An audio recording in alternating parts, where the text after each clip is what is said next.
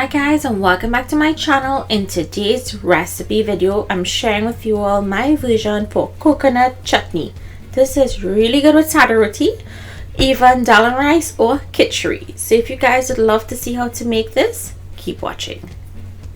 As usual, it's going to be really easy to put together with just some basic ingredients. We're going to be starting this by roasting off our coconut.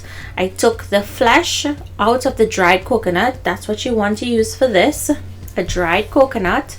And on a medium flame, you're going to roast it and char the outside, which is the brown part of the coconut. You're going to do this until it turns darker brown in color. Try and don't burn it too much.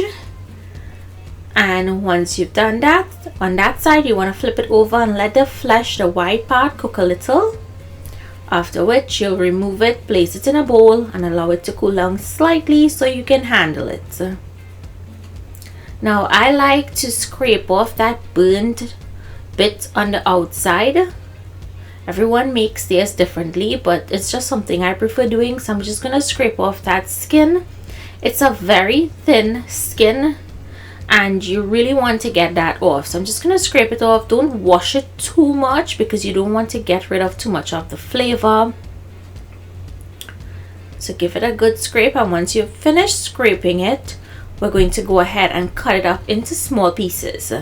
Now I'm going to be using my food processor to make this, but if you wanted to grate it on the finest side on your grater or blend it, you can. Try not to add too much liquid to this to thin it out unless that's the way that you like it. So I'm going in with a couple bandania leaves, a scotch bonnet and garlic. I'm going to go in with my cut up coconut pieces and I'm going to pulse until it's the consistency that I like. So I like it pretty smooth and very fine. So that's how I'm going to process it.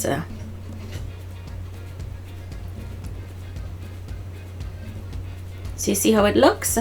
Now you can let it go a little longer because I like it really fine. And all you have to do is empty it out into a bowl. And you're going to add salt to this because remember we didn't add any salt before. So you want to add salt to taste and give it a good mix. Once it's been mixed in, you want to taste it, adjust your salt, and it's now ready to be eaten. I like serving it with hot sada roti, as I said, or khichdi. So I hope you guys give this recipe a try. Comment down below, let me know what you think. Thank you all for joining me today, and I'll see you in my next video. Bye everyone.